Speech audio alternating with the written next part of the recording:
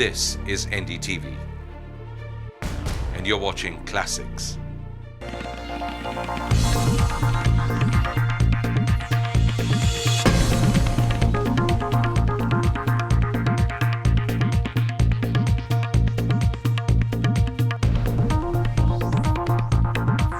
Hello and welcome to this very special edition of Walk the Talk in a very special setting and with a very special guest that all of us love so much and have been worried about as well. Leander Paes, welcome to Walk the Talk.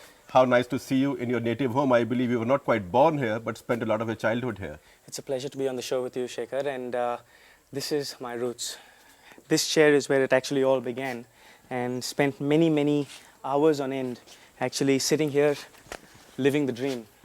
Dreaming of exactly what I wanted to be, and playing on the lawns here, whether it was soccer or whether it was cricket, soccer being my main love, and one would dream of wanting to be out there on the World Cup arena or on that professional athletic arena, and being the athlete that one's become today. This is, in fact, I am told that this village could as well be called Paesville because there's so many Paeses here, the village of Tolikanto, I think. Yes, this is Tolikanto, part of Velim in the south of Goa. It's right at the back of the Lila Kempinski beach and the Palo Leon beach, which is another beach just down the road here. And this is basically my ancestry home. This is where my great-grandmother lived. This is where my grandfather, my grandmother really lived here. Grandpa actually designed this home for us. And in the last few years of my grandmother, my great-grandmother's life, she actually lived here. Grandpa was quite a man. He actually came over from Arusha, which is in Tanzania.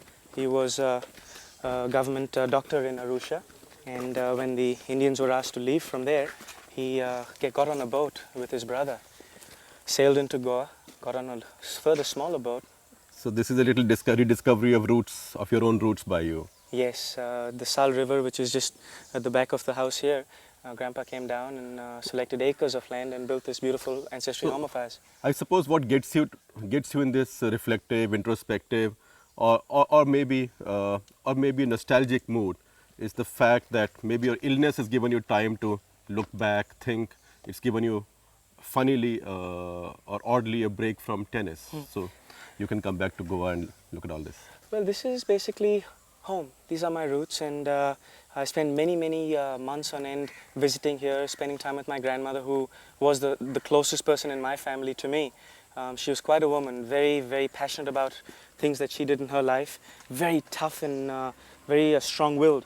Is that where some of your toughness comes from, on court and off it? Very much so. Granny was a very quiet but tough woman, and that's where I learned my style of tennis. That's where I learned my brand of athleticism. She really kind of was revered by all the local villagers here, and the house doors were always open to them. And but the other side of your toughness we've seen now, the kind of illness or kind of illness scare that you've gone through. Not many sportsmen would have had the strength to say, I'll bounce back within a couple of months. And I presume that's what you're going to do. We are going to see you back on court very soon. Oh, very much so. I'm only about 2 weeks away from actually picking up a tennis racket, and I'm going to start my first tournament in the first week of January. Right.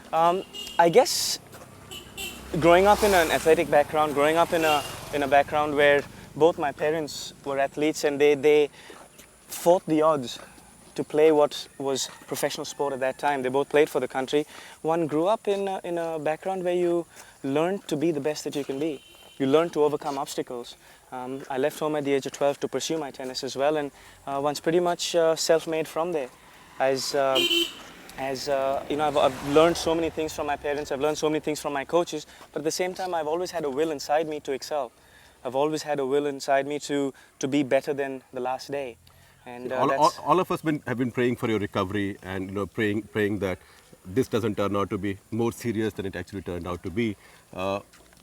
But tell me in some detail as to how you first discovered that there was something seriously wrong, that there was a cause for concern. What happened? My quarterfinal match at Wimbledon in mixed doubles this summer in 2003. Martina and myself were playing Bob Bryan and Lisa Raymond. Lisa being my ex-mixed doubles partner and having won Wimbledon with her before. And I jumped up in the end of the second set to hit a smash, and I was about 3.5 feet off the ground. And when I landed, I completely went dizzy, and center court started spinning. My legs buckled under me, and I had to grab onto Martina for support. So what is considered now is sure camaraderie and sure friendship. Did you hit a smash and grabbed Martina and said, Yes, she actually put her arm around me to hold me up stable and walked with me back to the baseline. And when I came back to the baseline, I kind of came to, and I recovered from that seizure that I had. And the crowd just saw it as celebration, maybe. That's right. Of a good shot. That's right, but that was the first seizure that Nice. occurred. From that seizure, I didn't think too much of it. I continued my match, won it, went on to win Wimbledon. But when I got to America in the summer, a month later, I had my second seizure. And in Cincinnati, when I had that second seizure, I knew there was something wrong, Shekhar. So I went back to Orlando, admitted myself into the hospital, called my doctor, and I said there's something going on. Because it's not normal for me to have headaches the way I am. It's not normal for me to fall on the court twice.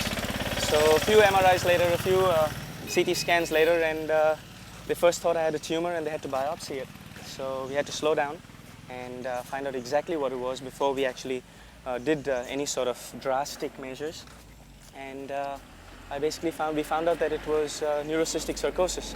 Thank the Lord for letting it be the minimal seizure, or rather the least dangerous seizure.